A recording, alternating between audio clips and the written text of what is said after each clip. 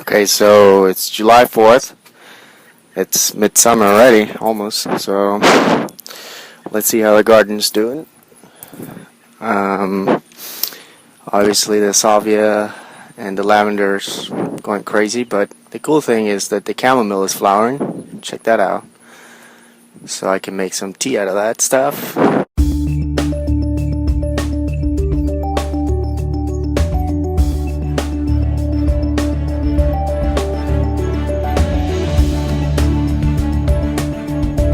This is a German chamomile, which for some reason has no flowers whatsoever. This is Vietnamese tarragon. I have no idea what that is, but it sounded cool and I planted it. Thai basil, a lot of lemon basil, and the Thai chili peppers you have to get really close to notice that it's actually loaded with chili peppers. These are really spicy chili peppers. We got purple basil, Italian basil. Obviously, the dill is kind of drying out because the heat's pretty big, but it's drying out. And the cilantro is already seeding. Look at the seeds right there. Pretty cool. Thai peppers and orange basil. And your, cilantro, more peppers, more thyme. That's another type of lavender. And this is, what's it called? Well, you know what it is. I forgot the name now.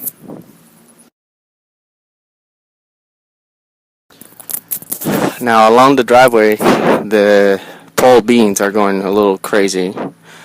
Going way out of control. I didn't expect it to grow that much. Look at that. It's just become this little jungle. But the okras are producing a lot already. I've been eating okra like crazy. There's only so much okra you can eat. There's another little okra plant right there. But the plant that is really producing good is this squash. If you look down here under the plant, it's actually pretty loaded with this small squash, which is pretty good. I haven't tried it, but apparently you're supposed to pick them young like that. This one is already way out of control. So we're gonna cut that one, get it out, and do it today. And the green beans, I just noticed yesterday that the plants, I hadn't realized that they're actually loaded with string beans down here. This you can eat just raw or saute. Pretty good stuff, actually.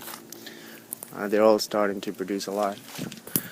Much earlier than they're supposed to produce. And the corn and the other stuff, of course, is nothing yet, but I think it's coming soon. So, on the back here, what at school, most school, I like is that the bell peppers are coming pretty good, which they're usually pretty difficult to get, at least for me. And the Italian zucchini, I don't know if you can see it.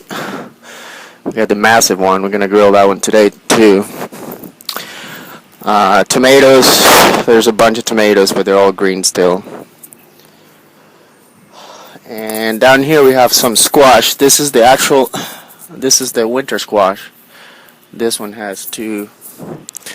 And there's another one here, and the one on the back has some too. No eggplant yet. Not sure why. And these are more of those little baby squash. Quite a lot. The green beans here also are already starting to produce.